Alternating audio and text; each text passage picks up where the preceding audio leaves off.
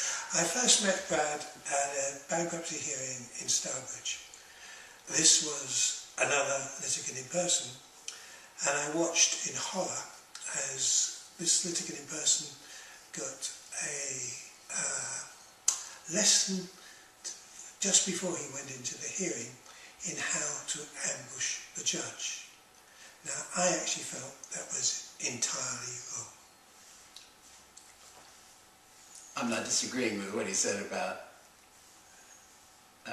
ambushing being wrong, and also I'm not disagreeing about the 10-minute sort of force-fed approach or intensive approach from the thing. What I took out of it for myself was that the gentleman involved basically, he's a tall guy, stands upright, forthright citizen. As he approached the court, he shrank in his body. And by the time he got to the door, it had shrunk more, and by the time he climbed the stairs of the courtroom, he was getting smaller and smaller inside his suit. By the time he got into the courtroom, he had shrunk down into the chair like a defeated little boy. And this is someone who had quite a lot of standing in the first instance. So there were clearly some things as far as getting ready for court that could have been better. As you can see, Brad and I tend to look at things quite differently. But of course he's right. I totally agree with what he said. It is not the way to go into court, a shrunk little boy. Basically, Brad and I had a long journey back to London where our personalities gelled. Brad comes from America. You only have to listen to him. And what I sort of slightly envy is in the 10 years after leaving university, he spent the 10 years studying cults. You envy that? I envy that. Right? After that, he became very successful with technology.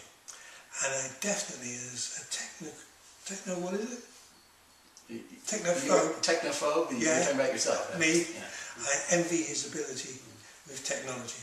No, I don't envy my ability with technology anymore. I used to be proud of it, but I walked away from it all for a long time, although what you're seeing us in now is something that's come out of some of my experiences.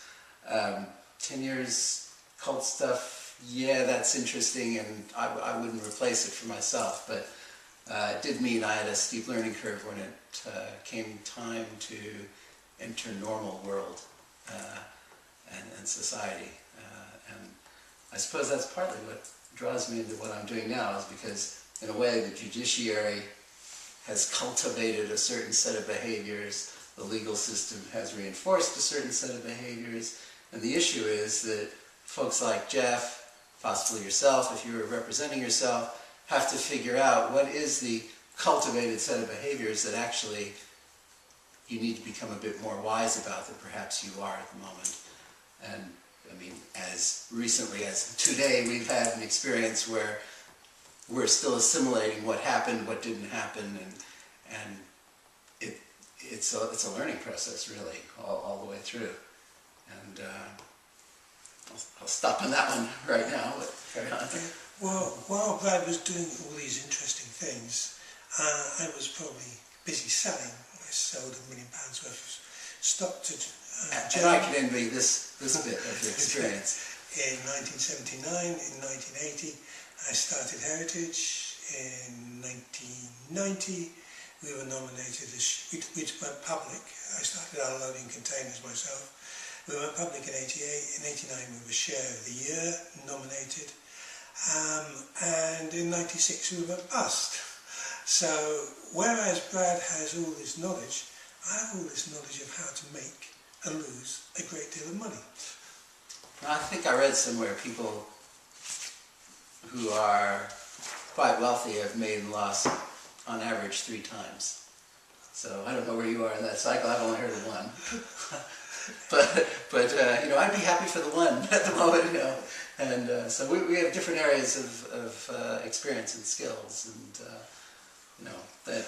Well, I guess that it's a compliment that kind of drew us in part to trying to work on these things. Yes, you can tell we tend to think along the same lines, in spite of our vastly different experiences. And when I'm on the cycle, well, I've sort of made it and lost it.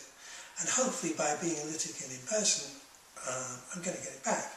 Because I didn't actually lose it, but it was clearly taken from me.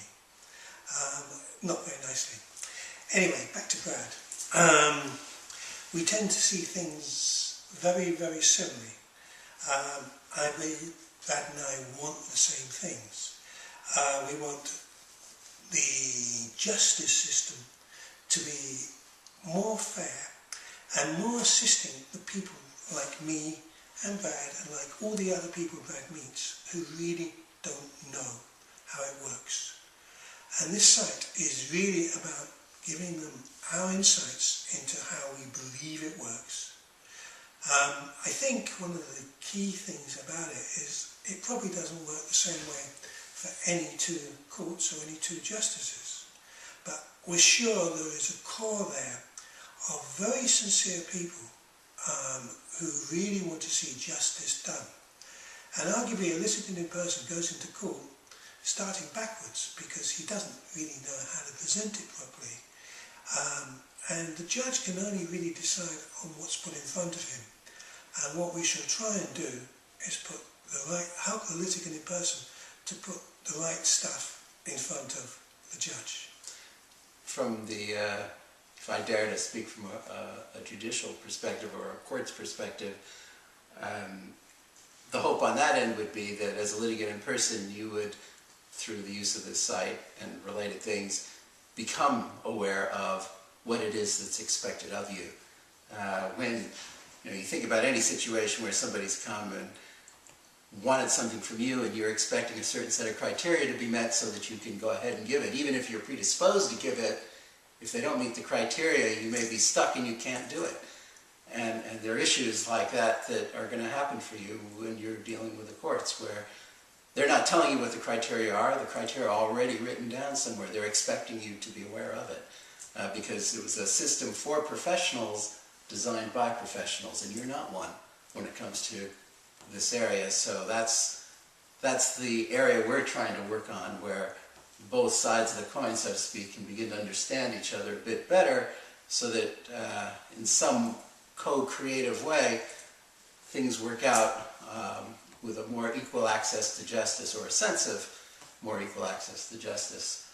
I was thinking about your experiences in buying and selling and creating, and I used to never think of myself as a salesperson.